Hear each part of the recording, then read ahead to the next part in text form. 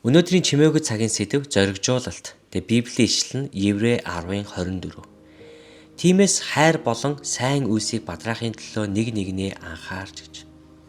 За хамтаа залбирая. Ааваа тэгээд би таны үгнээс суралцахаар ирлээ. Өөрийнхөө үгээр бидэнтэй ярьж, биднийг удирдан дагуулж бас биднийг босгон байгуулаарай гэж залбирч байна. Дасгалжуулагч Пигийн баг можийн авраг болов. Ховцос солих өрөөндөө орж ирээд бүгд л баярлан хөөрч дасгалжуулагч нь тамирчдаа баруун зүүнгүй тэвэрнэ.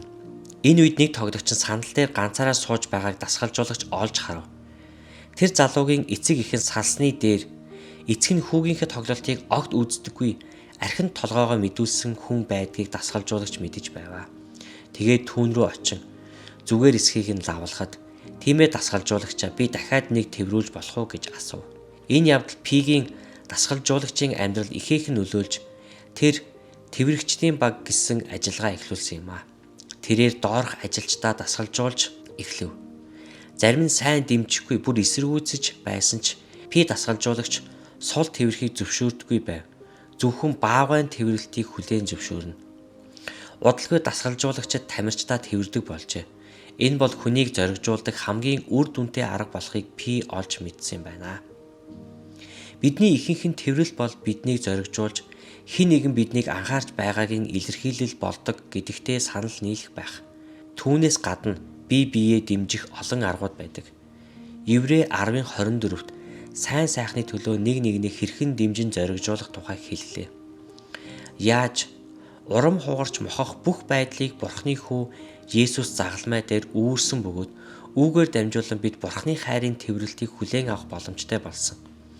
Иймийн тулд хамтран ажилдаг дасгалжуулагчид болон гэр бүлийн гишүүд хөршүүдээ зоригжуулцгаая гэж байна.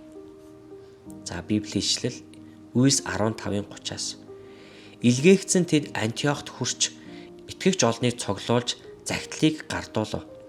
Загтлыг уншаад тэд урамшуулсанд нь баярлцгаав. Юда, Силас хоёр иш үзүүлэгч учраас ах トゥ нарыг арвин үгээр хүчирхэгжүүлжээ. Ром 15:4-өөс эрт үед бичигдсэн альва зүйлс нь биднийг сургахын тулд бичигдсэн юм.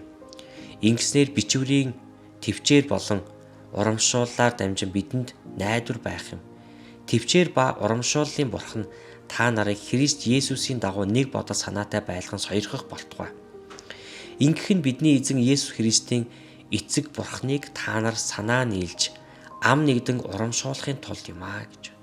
Еврей 3:12-оос ах トゥ нараа та нараас хэн нэг нь ёрын итгэлгүй зүрхтэй байж амьд бурхнаас салахгүй хэмээн болгоомжлогтун. Харин өнөөдөр гэгдэж байгаа бол бие биенээ өдөр бүр зоригжуулагтун. Эс бөгөөс та нараас хэн нэгэн чинь нүглийн мэхлэлээр хатуурахгүй. Амен. Тэгээд өнөөдрийн үгээр дамжуулан эзэн та бүхэнтэй ярих болтугай. Бурхан ивэг